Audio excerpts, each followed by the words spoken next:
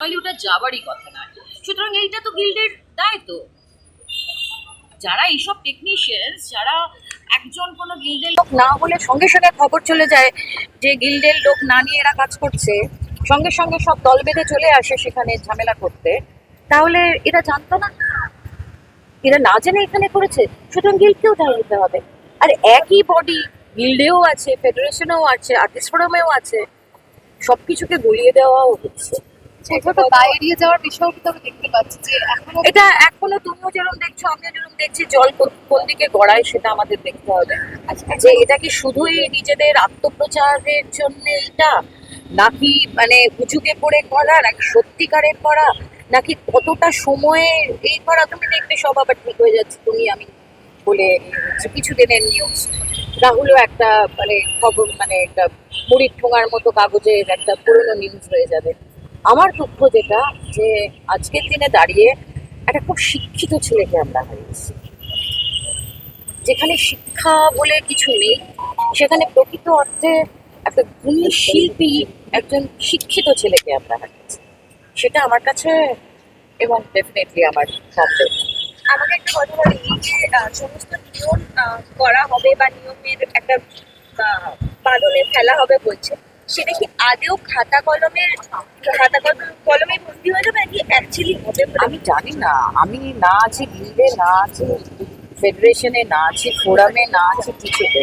আমি আজকে তোমাদের মতোই, আমি আজকে বুঝতে যাচ্ছি যে মানে কি হচ্ছে, কি করা হবে।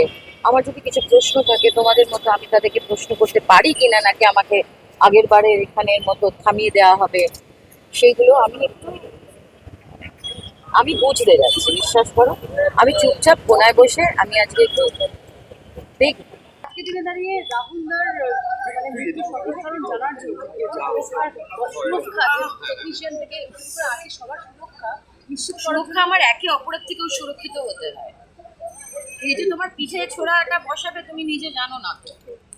সুরক্ষা ব্যাপারটা শুধু যে ফিজিক্যাল সুরক্ষা নয়, মেন্টালিও মানুষকে ওই অ্যাক্সিডেন্ট প্রোন, সুইসাইড প্রোন করে দেওয়া হয়। সুতরাং এই সিস্টেমটা বদলাবে না। এই সিস্টেমটা টালিগঞ্জে না, এই সিস্টেমটা সর্বত্র আছে। পাওয়ার, ক্ষমতায় যারা রয়েছে, যাদের তথাকথিত নাম ধাম আছে, তারা সবসময় যারা পাওয়ারে তার থেকে কম, তাকে এক্সপ্লয়েট করবে। হয় সেক্সুয়ালি এক্সপ্লয়েট করবে, নয় ফিনান্সিয়ালি এক্সপ্লয়েট করবে, নয় পাওয়ারের নিরিখে এক্সপ্লয়েট করবে। সুতরাং এটা একটা স্ট্রে ইনসিডেন্ট নয়। রাহুলের ঘটনাটা একটা দুর্ঘটনা, আনডাউটেডলি, কিন্তু আমি সেখানে ছিলাম না। আমি একটা সোর্সে শুনেছি যে ওখানে যে লোকাল যায়, যে ওখানে একটা লোকাল ইপি গোছের কাউকে একটা রাখা হয়, সেটা রাখা হয়েছিল। ওই যে আমি দেখেছিলাম যে ওই যারা ডুবুরি, তারা বলেছিল আমাদেরকে নেওয়া হয়নি, আবার তারা বলছে না, নেওয়া হয়েছিল। সুতরাং এটা অ্যাকচুয়ালি যারা ওখানে ছিল তারা যদি সত্যি না বলে, আমরা জানতে পারবো না, আমরা সত্যি জানতে পারবো না।